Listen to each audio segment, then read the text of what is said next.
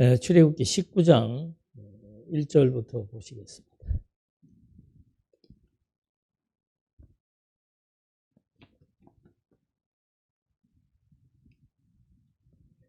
출애굽기 19장 1절 이스라엘 자손이 애굽 땅을 떠난 지 3개월이 되던 날 그들이 시내 광야에 이르니라. 그들이 르비딤을 떠나 시내 광야에 이르러 그 광야의 장막을 치되 이스라엘이 거기 산 앞에 장막을 치니라. 이제 그 람셋에서부터 시내산까지 한 열흘 정도 걸리는 거리라고 그래요. 그런데 3개월이라고 하는 기간들을 통해서 하나님은 이스라엘 백성들에게 하나님만이 이스라엘 민족을 애굽의 노예 생활에서 해방시켜 주신 여호와 살아계신 유일한 하나님이라고 하는 사실들을 이제 과정을 통해서 교육을 해왔습니다. 출애굽기의 내용의 핵심은 이스라엘 민족의 정체성입니다. 400년 동안 노예 생활을 하다가 그들을 열조와의 약속대로 애굽에서 번성시키고 애굽에서 해방시켜 이제 해방된 지 3개월 만에 이스라엘 민족의 정체성, 나라라고 하는 새로운 개념을 이제 설정해 주는 이 이스라엘 민족에게 있어서는 가장 큰 전환점이라고 볼 수 있습니다. 물론 1차적으로 애굽에서 홍해를 건넜던 역사 잊어버릴 수 없습니다. 그 민족이 미래지향적으로 봤을 때 어떠한 민족이냐 이걸 규정해 주는 것은 앞으로 이 민족의 역사를 끌어나가는 아주 중요한 중심점이 되는 거죠. 그래서 하나님께서 거룩한 산, 신의 산, 그냥 산이 아니고 이미 이스라엘 민족을 해방시키기 전에 모세를 하나님이 불러서 이제 앞으로 너희가 이 산에서 하나님을 섬기게 될 것이다. 그게 출애굽기 3장 12절이라고 그랬죠. 아직 이제 모든 것을 시작하기 전에 하나님이 모세를 불렀을 때 바로 그 시내산에서 불러서 이 산을 이제 앞으로 너희 민족에게 중요한 명산으로 정말 성지로 여길 수 있도록 하겠다. 그 이유는 바로 뭔가 이 산에서 여호와를 섬기게 될 것이기 때문에. 그래서 어떻게 섬기게 되는지에 대한 구체적인 내용이 이제 오늘 19장에서 전개되게 되는 겁니다. 그래서 19장에서의 중요한 개념은 이 노예라고 하는 이스라엘 민족이 이제 나라의 개념으로 거듭나는, 그래서 노예의 신분의 하나의 민족으로만 형성되어 있던 그들에게 이제는 민족으로 끝나는 게 아니고 나라라고 하는 아주 큰 민족의 정체성을 규정해 주게 된다. 그래서 이 나라와 세계, 이스라엘 나라는 세계에서 어떤 위치에 있는가? 오늘날도 마찬가지죠. 전 세계에 지금도 주목을 받고 있습니다. 긍정적인 면이든 부정적인 면이든 어떤 관점에서든지 간에 이제 구약 성경에서의 이스라엘 민족은 이 세계라고 하는 개념 범주 속에서 어떠한 위치에 있는가? 왜 하나님이 또 그렇게 나라를 중심으로 섭리해 나가시는가? 그 다음에 출애굽기 내용에서 중요한 것은 시내산이라고 그랬습니다. 왜 그 산이 해필 시내산에서 하나님이 이 민족에게 있어서 가장 중요한 역사를 시작하시는가?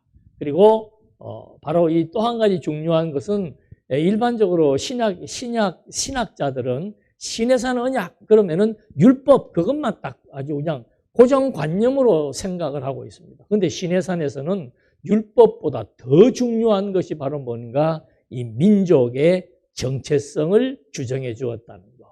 그래서 이 제사장 나라라고 하는 그 민족의 정체성이 주어지고 그 다음에 그 제사장 나라에 걸맞는 헌법 규정, 그것이 율법입니다. 그래서 율법만이 시내산에서 주어진 것이 아니고 정말로 더 근원적으로 중요한 것은 이 나라의 정체성을 하나님은 어떻게 규정해 주었으며 왜 그렇게 규정했는지에 대해서 우리가 이제 본문을 통해서 하나하나 살펴봐야 됩니다. 그래서 시내산이라고 하는 것은 방금도 말씀드린 대로 이것은 하나님께서 모세에게 약속한 이 민족이 시내산을 통해서 여호와를 섬기게 된다라고 하는 것을 약속한, 어떻게 시내산을 통해서 여호와를 섬기는가? 바로 이 시내산에서 민족의 정체성을 규정해주고 이 시내산에서 율법과 성막과 규례를 주심으로써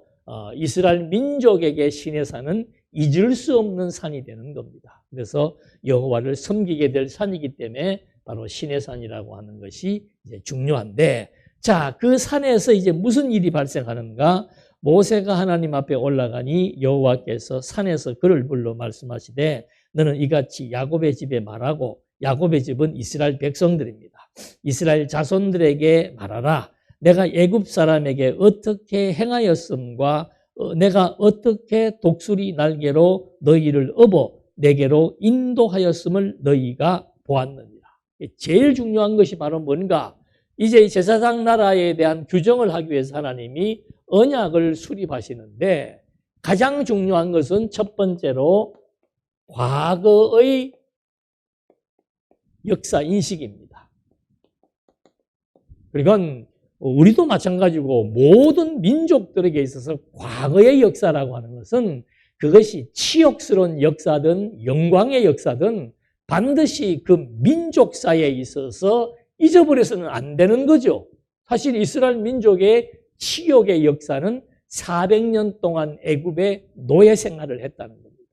대한민국의 치욕의 역사도 36년 동안 일제의 속국으로 있었다는, 그걸 잊어버려서는 안 되는 거예요. 왜? 과거의 역사를 통해서 하나님이 어떠한 분이신 줄 알게 하기 위한 것.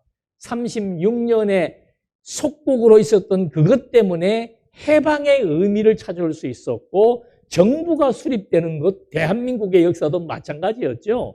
똑같아요. 이스라엘의 역사도 과거 400년 노예라고 하는 치욕의 역사, 이 역사를 하나님이 어떻게 바꾸어졌냐는 것을 잊어버려서는 안 된다 이거죠. 그래서 이 과거의 역사 인식, 노예에서 하나님이 해방시켰다. 이게 내가 너희를 애굽의 종살이에서 해방시켜 주신 여호와 하나님인 줄 알지라. 이게 바로 여호와에 대한 중요한 단서. 우리가 왜 하나님을 여호와로 섬겨야 되는가? 왜 하나님이 우리와 함께 하는가? 우리는 왜 하나님에게 제사를 드려야 되는가? 이런 민족 후손들이 갖게 되는 모든 생각의 시발점, 그걸 지금 이스라엘 민족의 역사를 통해서 아주 분명하게 명시해 주는 거죠. 그래서 이스라엘 민족들이 400년 노예 생활을 기억하지 못하는 민족, 국민은 하나도 없습니다. 예. 그건 뭐 태어나면서부터 교육하기 시작하는 거죠. 아버지, 내가 왜 할례를 받았어? 라고 묻는 이스라엘 민족사에서 생활에, 그들의 생활에서 궁금한 모든 것은 직접적으로 과거 출애굽의 역사와 연결되어져 있고, 더 앞서서는 그 출애굽의 역사는 열조와의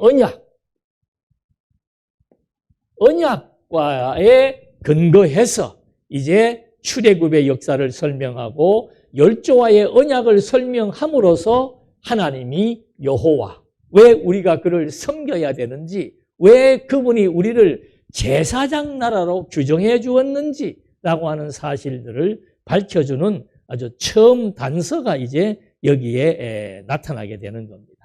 그러면서 내가 애굽 사람에게 어떻게 이제 이거 출애굽의 역사를 말하였죠. 그 다음에 5절이 세계가 다 내게 속하였나니 너희가 내 말을 잘 듣고 내 언약을 지키면 너희는 모든 민족 중에서 내 소유가 되겠고. 이거 아주 중요한 얘기입니다. 자, 여기에 먼저 나와 있는 게 뭔가? 세계가 내게 속하였고. 두 번째, 이제 이 정체성에 대한 문제를 풀어나가기 전에 하나님이 뭘 각인시키는가? 첫 번째는 과거의 역사 인식입니다. 두 번째는 이 세계가 도대체 이 세계의 주체가 누구인가? 이걸 설명해 주는 거죠.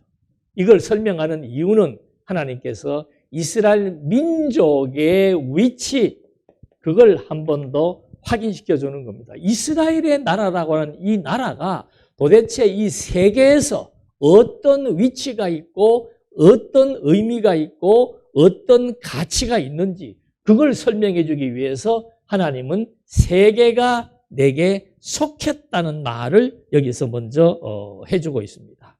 그런 다음에 뭐라고 얘기하는가 하면은 내 말을 잘 듣고 언약을 지키면 그랬습니다. 여기에서 지키면이라고 하는 것은 조건문이 아니에요. 조건적인 약속이 아닙니다. 어떻게 나와요? 언약이라고 하는 말 자체가 뭔가 하면은 여기 언약이 나와 있습니다. 이 언약은 어근이 뭔가 하면은 선택하다. 그 다음에 깨끗하게 하다. 그러니까 언약을 지키면이라는 뜻이 하나님이 선택해서 하나님이 깨끗하게 하는 민족이다. 그런 뜻이에요. 너희들이 내 말을 잘 들어라. 내 말을 잘 들어서 내 언약을 잘 뭐하라? 지킨다는 의미는 주의를 기울이라 그런 뜻이에요. 약속을 지킨다 그런 뜻이 아니고 지키면 하는 것은 주의를 기울이면. 무엇에 주의를 기울이는가? 우리 민족이 하나님이 선택해서 거룩한 백성으로 이미 하나님은 그런 민족으로 하게 하기 위해서 하나님이 우리를 택했다는 사실을 여기에서 명시해 주는 겁니다. 그래서 내가 선택한 민족은 하나님의 말씀을 잘 듣고 주의를 기울이라. 이것이 이제 언약을 잘 지켜라는 말의 의미와 상통하는 겁니다. 그렇게 되면은 그 다음에 뭐가 되는 겁니까? 하나님의 소유가 된다. 그러니까 이게 조건문이 아닌 이유는 아니 벌써 500년 전 아브라함, 이삭, 야곱에게 내가 이 민족은 내 백성이다. 이미 약속을 했잖아요. 내 백성으로 약속을 했는데 뭐 언약을 잘 지키면 하나님의 백성이 된다? 그건 말이 안 맞는 거죠. 그래서 지키면이라는 것은 주의를 기울인다는 뜻이고 언약이라고 하는 것은 벌써 하나님에 의해서 이게 사역 동사라 그래요. 하나님에 의해서 선택하고 하나님이 깨끗하게 하는 민족이라는 사실에 주의를 기울이라 이 말입니다. 벌써 민족에 대한 정체성을 여기에서 예시해주고 있는 겁니다. 첫째는 과거의 역사를 인식해라. 그 다음에 이 세계를 다 하나님이 지배하고 있다. 이 세계 안에서 이스라엘 민족은 어떤 민족인가? 하나님의 언약의 대상이었다. 이 말은 하나님이 선택하고 하나님이 거룩하게 하시기로 이미 열조와 작정하신 민족이다. 그래서 이 민족은 하나님의 백성이다. 이렇게 먼저 명시를 해주는 겁니다. 그러니까 이게 얼마나 중요한 얘기입니까? 개인적으로 말하면 네가 나에게 있어서 어떤 존재인 줄 알겠냐? 그 말하고 똑같은 거예요. 이 민족이 이스라엘이 나에게 있어서 어떤 민족인 줄 알겠는가? 이방 민족과는 완전히 차별화된 민족이라는 것을 여기서 설명해 주는 겁니다. 그렇게 해서 이제 그러므로 그 말입니다. 이 민족은 이미 열조와 약속하신 대로 하나님이 선택해서 하나님이 거룩하게 하신 하나님의 백성이므로 어떤 나라이다? 제사장 나라가 되고 거룩한 백성이 될 것이다 이 말입니다. 그러니까 제사장 나라를 명시하신 이유는 뭔가? 이거는 종교 국가를 의미하는 겁니다. 종교성을 의미하는 거예요. 그러니까 모든 민족이 종교가 있는데 이스라엘 민족은 이름으로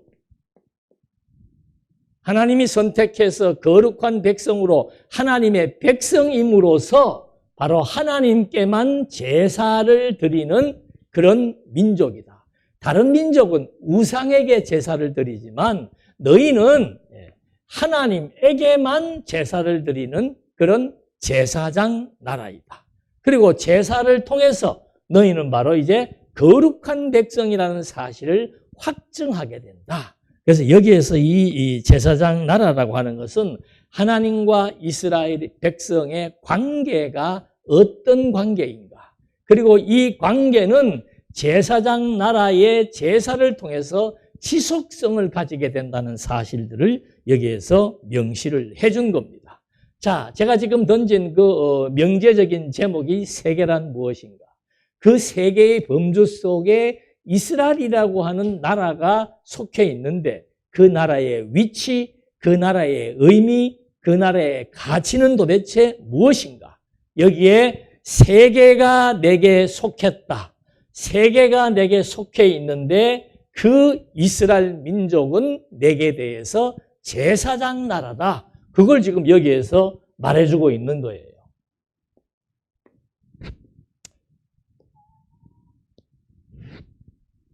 자, 우리가 잘 아는 대로 하나님께서 에덴 동산에서 에덴의 나라, 하나님의 섭리는 나라를 통해서 전개한다고 그랬습니다.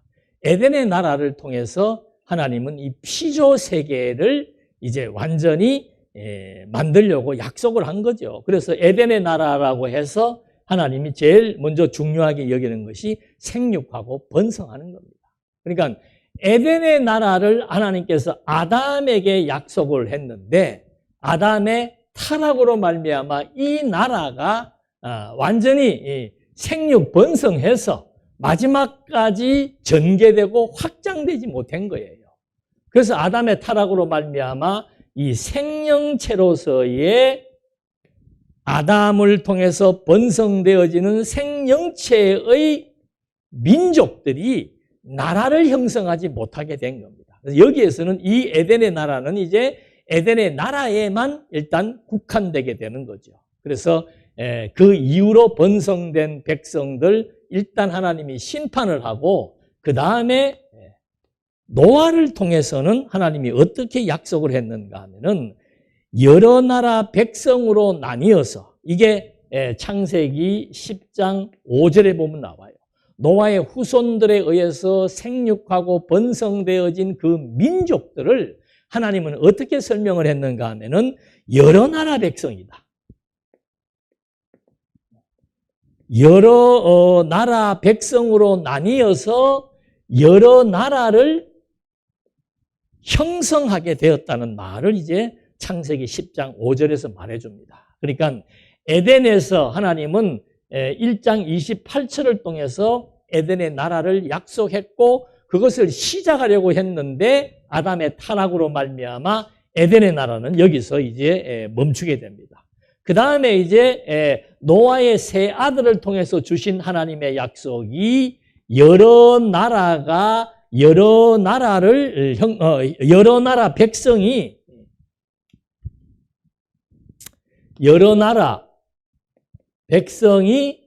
여러 나라를 형성하게 되었다. 그래서 여기에 이제 이걸 다른 말로 하면은 세계가 되는 거예요. 세계화. 이제 하나님의 약속이 이 세계 곳곳마다 이제 전부 나라들을 여러 나라들을 하나님이 형성하게 한 것입니다. 그런 과정 가운데서 나타난 것이 뭔가? 그게 이제 아브라함에게 하나님께서 나라를 세워주겠다고 약속을 했습니다. 나라를 세워주겠다고 약속을 했는데 그 나라를 세워주겠다는 그 나라의 성격을 규정해 주는 겁니다.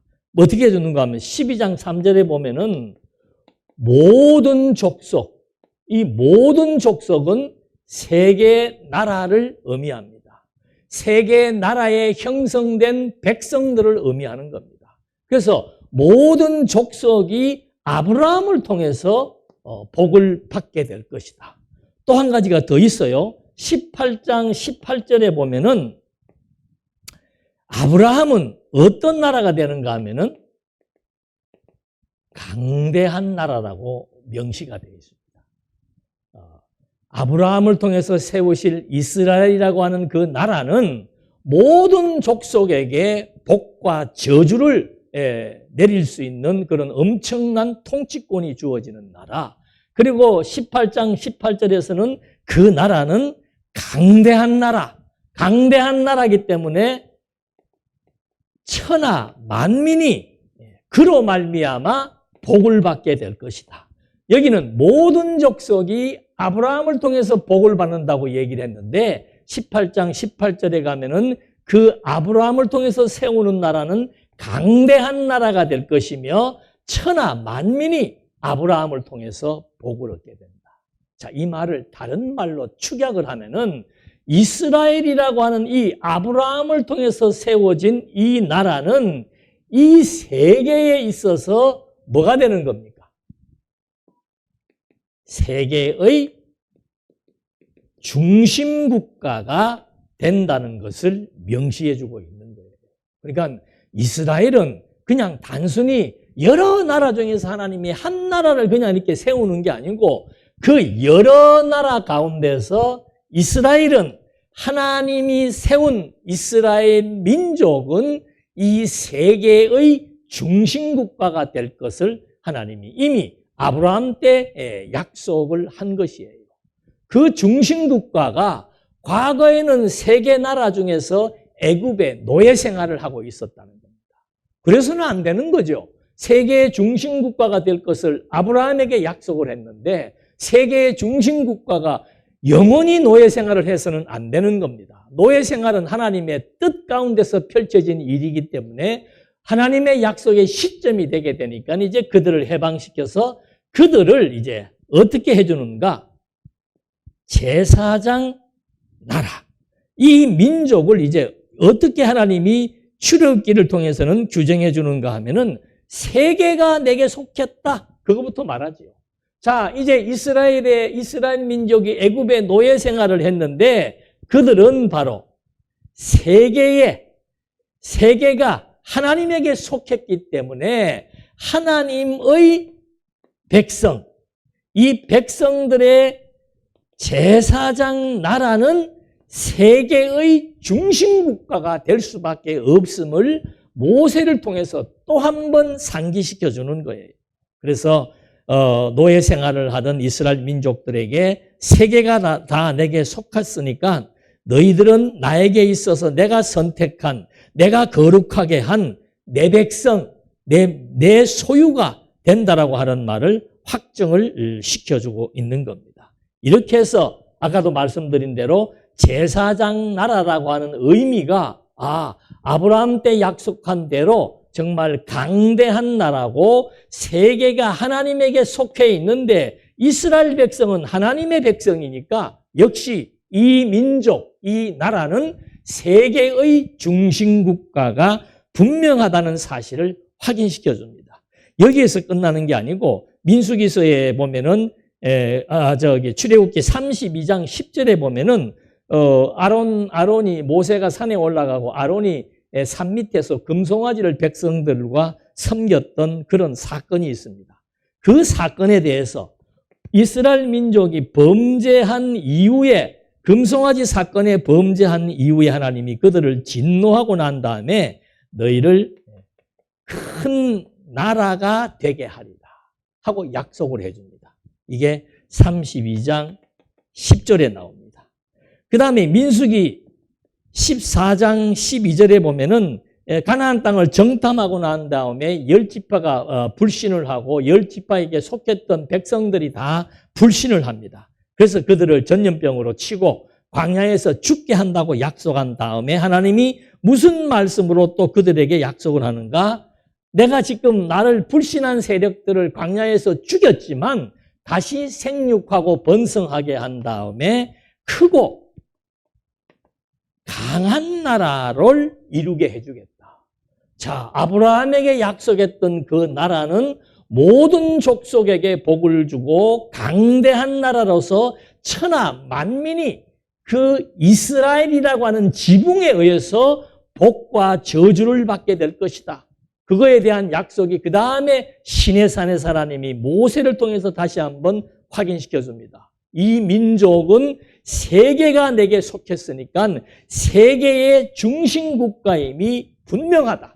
그걸 다시 한 번 더 상기시켜서 아론의 금송아지 사건 직후에 이 나라는 큰 나라가 될 것이고, 그 다음에 12정탐꾼의 사건 직후에 다시 한 번 더 이 나라는 크고 강대한 나라가 될 것이다. 그래서 다윗에게 왔을 때 12지파가 통합을 이루고 통일 왕국이 되어서 정말로 크고 강한 나라가 이루어진 거죠.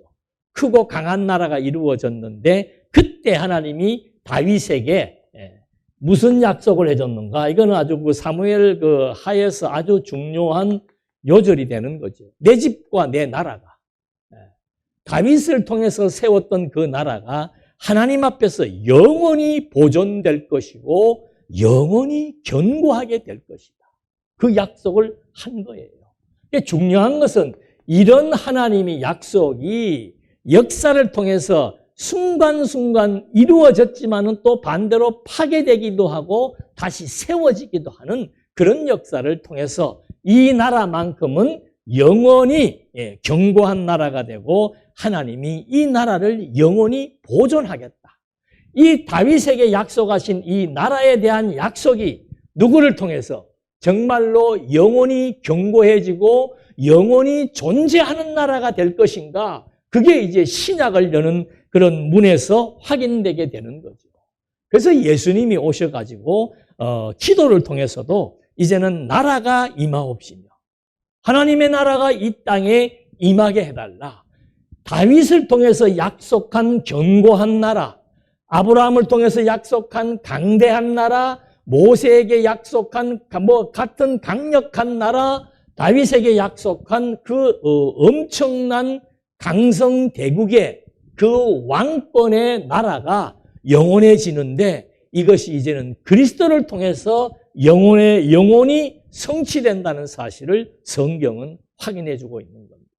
예수님이 오시기 이전까지는 이스라엘이라고 하는 나라, 현존하는 이스라엘 나라가 세계의 중심 국가로서 하나님이 이스라엘을 중심으로 세계 역사를 진행해 나가신 거라 이 말입니다. 세계의 중심 국가라고 하는 것은 말씀드린 대로 강력한 나라가 되는 것도 맞지만, 이제는 하나님이 이 이스라엘 민족, 조그만 지구상에서 정말로 작은 우리나라보다 저 작은 이스라엘 민족이 세계의 중심이 되는 그런 섭리를 하나님이 해나가시겠다고 약속한 대로 예수가 오시기 이전까지는 이 세계의 역사가 이스라엘을 중심으로 전개되었다는 것을 성경은 말하고 있는 거죠. 자, 이제는 예수님이 오시고 난 이후로부터는 예수님을 통해서 이 세계가 어떻게 변화되어지는지를 확인시켜주는 내용으로 전개되고 있는 겁니다. 그래서 예수님의 기도도 나라가 임하여지기를 기도를 했고, 그 다음에 예수님이 직접 하신 약속은 뭔가 하면은 이제는 하나님의 나라인 교회를 내가 세우겠다고 약속을 한 겁니다.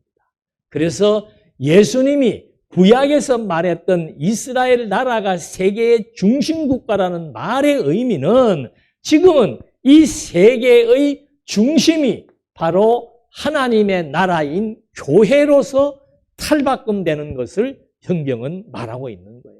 그래서 교회라고, 이스라엘 민족이 하나님의 소유로서 하나님이 선택하고 하나님이 거룩하게 하고 하나님의 소유가 된 백성으로서 세계의 중심이 되었다면은, 오늘날 이 교회는 창세전 그리스도 안에서 하나님이 선택했고 그리스도의 죽음과 부활을 통해서 세워진 생명성을 가지고 있는 교회로서 이 세계 안에 중심 국가로서 자리한다 이 말입니다.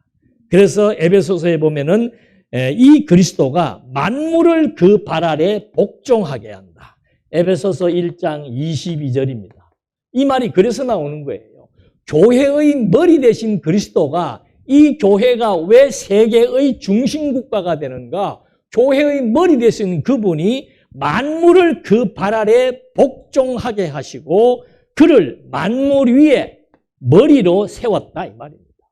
이게 만물이에요. 만물의 머리가 바로 그리스도이며 그리스도 교회가 바로 그리스도의 지체로서 이미 그리스도가 오신 이후로부터의 세계의 축은 바로 교회를 중심으로 전개된다. 구약 성경 역사의 모든 축은 이스라엘을 중심으로 전개된다. 그래서 이스라엘이 바벨론의 포로가 되는 것도 예언을 해준 것이고 바벨론이 페르시아에게 망하는 것도 예언을 해주고 헬라, 로마가 전부 이 역사의 선상에 등장을 하면서 흥하고 망하는 것을 예언한 이유도 이 모든 세계가 하나님에게 속해 있고 이 세계의 중심에 하나님의 백성, 하나님의 나라, 이스라엘이 존재하기 때문이라고 구약은 말하고 있는 거죠. 똑같아요. 그보다 더 실체적인 것이 뭔가? 이제는 이스라엘 나라를 중심으로 하는 것이 아니고 이 세계는 생명성을 지니고 있는 교회를 중심으로 이 세계가 운행되고 존재하고 유지된다는 사실을 성경은 우리에게 분명하게 말해주고 있는 겁니다. 그러니까 여러분, 이 교회라고 하는 것이 우리 눈에 보이는 유형교회, 이게 근본이 아니에요. 이 자그마한 이 동산교회가 바로 세계를 지배하고 있는 그리스도 교회의 한 부분이다 이 말입니다. 나의 정체성, 동산교회의 정체성, 말씀을 통해서 설립되어진 교회의 정체성들이 바로 뭔가? 세계를 지배하고 통치하시는 그리스도의 한 부분으로서 하나의 유기체적으로서 존재하는 그런 아주 가치 있는, 의미 있는 것이 바로 교회라고 하는 사실을 성경은 우리에게 말해주고 있는 거예요. 그래서 제가 과거에도 교회에 대한 강의를 할 때마다 우리가 그리스도의 지체가 된 것, 이것이 얼마나 대단한 일이냐. 내가 교회의 한 멤버가 되었다는 것이 얼마나 대단한 일이냐. 대한민국의 동산교회가 이렇게 존재하고 있다는 것 자체가 지금 그리스도가 통치하고 있다는 것을 우리에게 증명해 주는 것이다. 이렇게 말한 것과 마찬가지로 이제 그리스도가 오셔서 교회를 세우겠다고 하나님의 나라가 임하기를 기도한 대로 그리스도가 십자가에 죽으시고 부활하심으로 말미암아 생명교회를 세우셨고 이 교회가 전 세계의 중심으로 역사가 진행되고 있단 말입니다. 세상 사람들이 믿거나 말거나예요. 성경은 그렇게 얘기하고 있습니다. 하나님의 복음의 진리가 예루살렘으로부터 시작해서 유대, 사마리아 땅끝까지 복음이 전파되어야만 그 다음에 일이 발생한다고 말하고 있단 말입니다. 그러니까 이 세계의 역사의 중심은 교회를 중심으로 전개되는 거예요. 그러면 복음이 땅끝까지 전개될 그때에 누가 오시는 겁니까? 복음이 땅끝까지 전파되고 나면은 그리스도가 강림해서 이때 세워지는 나라가 뭔가 하면은 천년 왕국이 세워지는 거예요. 그러니까 여기는 세계 가운데서 교회가 세워졌다면은 여기도 세계는 세계인데 중간에 빠지는 것이 있습니다. 사단을 그리스도가 무저공에 가둬버리고 불의한 자들을 다 심판해서 죽게만 사망을 시켜버린단 말입니다. 그리고 남은 자들과 함께 그리스도가 천년 동안 왕국, 나라를 세워나가는 겁니다. 그러니까 이때도 역시 마찬가지로 사단이 제거되고 불의한 자가 심판을 당한 가운데서 세계가 존립하되 그 세계의 중심에 그리스도가 천년 왕국의 통치자로서 통수권자로서 이 나라가 전개되게 되는 겁니다.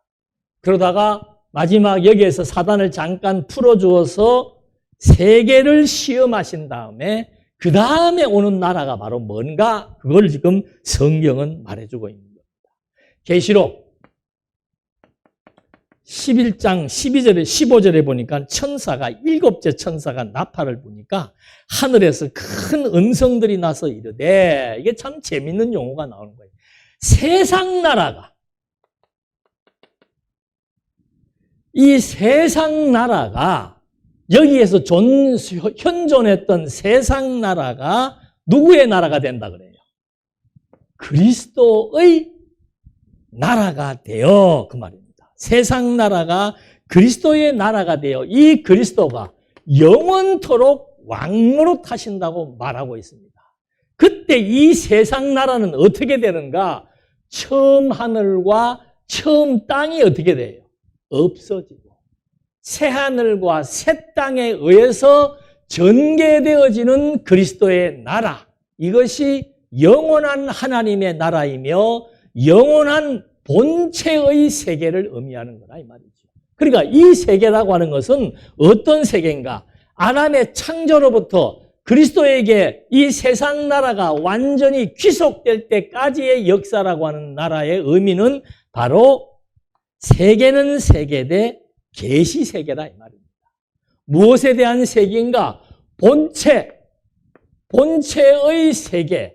본체의 세계는 하나님의 나라예요. 본체의 세계인 하나님의 나라를 계시한 세계가 바로 이 지상에 펼쳐진 세계 나라인데, 그 세계 나라의 중심이 왜 이스라엘이며 왜 교회가 되는가? 그 이유는 딴 것 없습니다. 이스라엘은 하나님이 선택한 민족이요 하나님이 세운 제사장 나라이므로 세계의 중심 국가가 되었다면은, 교회는 하나님의 아들 그리스도가 당신의 죽음과 부활을 통해서 세우신 생명교회로서 세계를 지배하고 통치하는 교회로 세워졌고, 그 이후의 통치의 개념이 세계를 악의 무리로 물들였던 사단의 권세를 무저갱에 집어넣고 제압하신 거죠. 이 세상 권세를 완전히 그리스도가 제압해서 1000년 동안 왕노릇 하시다가 이제 마지막 가서는 계시 세계가, 다시 말하면은 처음 하늘과 처음 땅이 이제는 본체의 세계, 그리스도의 나라, 하나님의 나라로 귀속되어 버리는 역사를 성경은 예언해 주고 있는 겁니다. 그래서 이 현상계, 창조로부터 종말에 이르기까지 나타나 있는 이 현상 세계는 결국은 어떤 세계로? 본질의 세계로 다 귀속되게 되는 거라 이 말입니다. 그래서 이거를 작은 그림으로 하나 그리면은 이 세계가 창조와 종말을 통해서 이렇게 펼쳐졌습니다.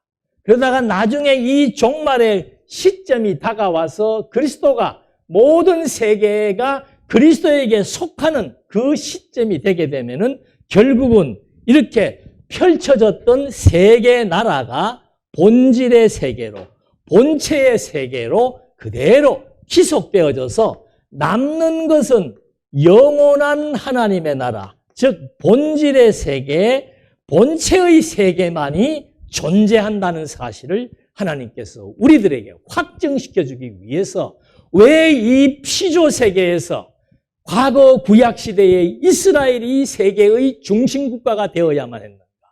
왜 그리스도 이후로부터 마지막 종말 때까지 이 교회가 세계의 중심점이 되어야 되는지를 설명하는 근간으로서 오늘 출애굽기 19장 5절과 6절의 말씀은 이 세계 나라가 어떻게 태동되었으며 어떻게 전개되고 있었고 이것이 그리스도를 통해서 하나님의 나라인 교회로 탈바꿈되면서 이 세계의 중심점에 하나님의 나라인 교회가 자리하고 있고, 결국은 이 영원한 하나님의 나라, 본질의 세계, 본체의 세계로 모든 피조 세계는 결국은 귀속되어져서 처음 하늘, 처음 땅이 없어지고 새 하늘과 새 땅에 의한 이 영원한 하나님의 나라가 영원히 존재한다는 것을 우리에게 확증시켜주는 이 시내산에서 언약한 제사장 나라의 의미, 세계가 하나님에게 속한 가운데서 이 제사장 나라가 가지고 있는 위치와 가치와 의미가 무엇인 것을 정확하게 한 번 더 확인을 해봤습니다. 자, 그렇게 하나님께서 정리를 해주시고 7절, 모세가 내려와서 백성의 장로들을 불러 여호와께서 자기에게 명령하신 그 모든 말씀을 그들 앞에 진술하니 백성이 일제히 응답하여 이르되 여호와께서 명령하신 대로 우리가 다 행하리이다. 모세가 백성의 말을 여호와께 전하매 여호와께서 모세에게 이르시되 내가 빽빽한 구름 가운데서 내게 임한 것은 내가 너와 말하는 것을 백성들이 듣게 하며 또한 너를 영영히 믿게 하려 함이니라. 모세가 백성의 말을 여호와께 아뢰었으므로.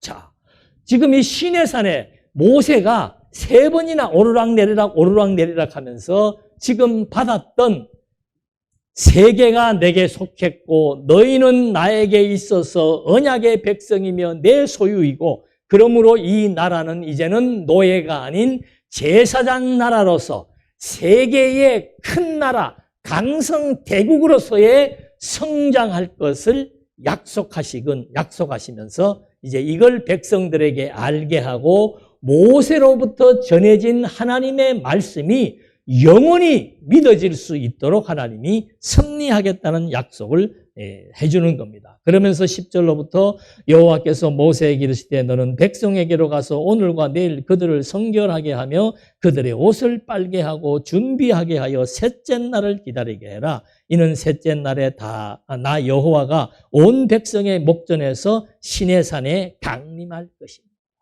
자, 하나님이 이제는 모세를 통해서 이 민족의 정체성이 세계를 지배하시는 하나님의 소유, 제사장 나라로서 세계의 중심국가가 될 것을 모세를 통해서 백성에게 말씀해 놓고는 그 말씀에 대한 신빙성, 이거는 역사적 사실이며 진리라고 하는 것을 백성들에게 알게 해주려고 백성들로 하여금 거룩한 의식을 통해서 이제 시내산에 직결하도록 했다 이 말입니다. 그리고 너희들은 이 산의 경계를 침범하지 말라. 하나님과 백성들 간의 질서 체계입니다. 하나님은 거룩한 본질이시기 때문에 죄인인 이스라엘 백성들이 하나님 앞에 다가올 수 없는 분명히 하나님과 인간의 경계를 분명히 설정해주고 그 앞에 나오지 못하게 해줍니다. 그러면서 14절 모세가 산에서 내려와 백성에게 이르러 백성을 성결하게 하니 그들이 자기 옷을 빨더라. 모세가 백성에게 이르되 준비하여 셋째 날을 기다리고 여인을 가까이 하지 말라. 이 말은 그 당시 구약적 관점에서 여인을 가까이 하는 것 중에서 죄가 되는 몇 가지 부분들이 있습니다. 그래서 부정을 행하지 않도록 그렇게 설정을 해놓고는 셋째 날에 우레와 번개와 빽빽한 구름이 산 위에 있고 나팔 소리가 매우 크게 들리니 진중에 있는 모든 백성이 다 떨더라.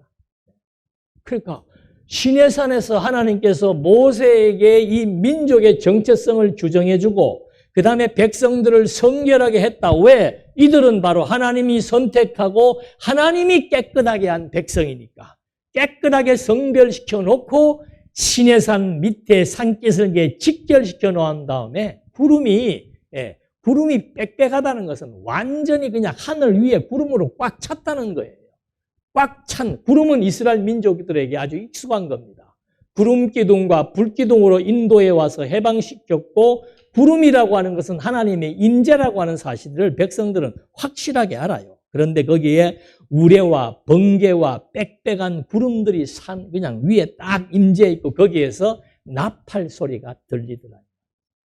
그러니까 이렇게 하나님이 표적을 보여주는 이유는 뭔가? 이 민족이 세계 중심에 자리하며 하나님과의 소통과 제사를 드리는 거룩한 제사장 나라로서 하나님의 백성이라는 사실을 확증시켜주기 위한 하나의 표적으로서 온 백성들에게 이런 엄청난 표적이 임하여진 겁니다. 나팔 소리가 점점 커질 때 모세가 말한즉 하나님이 음성으로 대답하시더라. 여호와께서 시내산 곧 그 산 꼭대기에 강림하시고 모세를 그리로 부르시니 모세가 올라가며 여호와께서 모세에게 이르시되 내려가서 백성을 경고하라. 백성이 밀고 들어와 나 여호와에게로 와서 보려고 하다가 많이 죽을까. 경계, 질서를 정확히 하나님이 자리매김해 놓은 거예요. 하나님은 모세를 통해서 말씀하시지 백성들과 직접 대면하지 않는 하나님의 질서체계가 있은 거죠. 지금도 똑같아요. 하나님을 안다는 것은 그리스도를 통해서만 하나님을 인식할 수 있는 것이지 그리스도를 통하지 않고는 하나님께 아무도 나갈 수 없다는 것에 대한 모형적인 사건이란 말입니다. 이렇게 해서 23절 모세가 여호와께 이르되 주께서 우리에게 명령하여 이르시기를 산 주위에 경계를 세워 산을 거룩하게 하라 하셨사온즉 백성이 시내산에 오르지 못하리이다. 왜? 그 산은 하나님의 산이기 때문에 하나님의 거룩한 산이기 때문에 백성들이 거기 접근하지 못하도록 모세를 통해서만 하나님의 뜻을 전달받을 수 있는 중보체계의 질서를 확고히 한 것이죠. 그래서 24절 여호와께서 그에게 이르시되 가라 너는 내려가서 아론과 함께 올라오고 제사장들과 백성에게는 경계를 넘어 나 여호와에게로 올라오지 못하게 하라 내가 그들을 칠까 하노라. 그러니까 이 경계가 중요한 이유는 뭔가 하면은 아담이 그 경계를 넘어선 거예요. 하나님의 자리가 있고 인간의 자리가 있는데 아담이 이 경계를 넘어선 거, 선악을 알게 하는 열매를 먹고 하나님과 같아지려고 하는 경계를 넘어서는 거, 이거 있을 수 없는 거죠. 이 거룩한 산에서 하나님이 계시는 이 지역을 이스라엘 백성들이 거기를 넘어서서 올 수가 없는 것과 똑같은 겁니다. 단 모세를 통해서만 하나님의 뜻이 전달되게 되는 이 중보체계, 그래서 중보자 그리스도의 사역이 얼마나 오늘 우리에게 있어서 중요한 줄을 한 번 더 확인해 볼 수 있습니다. 그래서 모세가 백성에게 내려가서 그들에게 바로 거룩한 시내산에 임재해서 이스라엘 민족을 세계의 중심국가이며 제사장 나라로 규정해 주신 하나님의 약속의 내용들을 전달하는 것으로 이 장엄한 시내산에서의 가장 장엄한 역사가 19장 5절과 6절의 말씀을 통해서 이제 이스라엘 민족들에게 들려줬고 이 민족의 자긍심과 자존감이 이제 하늘을 찌르도록 노예라고 하는 피해의식에서 하나님의 백성의 가치가 어떤 것인 것을 깨닫게 해서 세계의 중심국가라고 하는 사실을 한 번 더 확인시켜주는 거예요. 왜 이렇게 하나님이 이 거룩한 산에 임재해서 백성들을 거룩한 제사장 나라요 세계의 중심국가라고 하는 사실을 확인시켜주고 이스라엘 민족들을 이렇게 분명하게 경계를 세우고 그 다음에 하나님이 임재해서 하나님의 약속의 말씀이 진리이며 진실인 것을 알게 해 주었는가. 거기에 부합되는 것이 이제 20장부터 소개되는 율법에 대한 거룩함을 백성들에게 각인시키기 위한 것으로 전개되게 되는 것입니다. 기도하시겠습니다. 살아계신 하나님 아버지, 구약의 역사는 옛날 이스라엘의 역사가 아니고 오늘을 살아가는 우리들에게 살아계신 하나님을 확증하는 역사일진데 오늘 그리스도의 교회로 세워지고 그리스도의 지체가 되어 살아간다는 이건 역시 이스라엘 민족이 세계의 중심국가로서 존재했던 것과 같이 이제 이 세계의 중심은 그리스도이며 그리스도의 중심은 오늘 교회를 통해서 반영되고 섭리된다는 사실을 또 한 번 깨닫고 이 세상 보이는 것에 위축되지 말게 하시고 이 세상의 어떤 것에 마음을 뺏기지 말게 해서 하나님의 백성으로 하나님의 교회로 거듭난 우리의 생명의 가치를 위해 우리의 인생을 준비하며 살아갈 수 있는 아름다운 길로 인도해 주시옵소서. 예수님의 이름으로 기도드립니다. 아멘.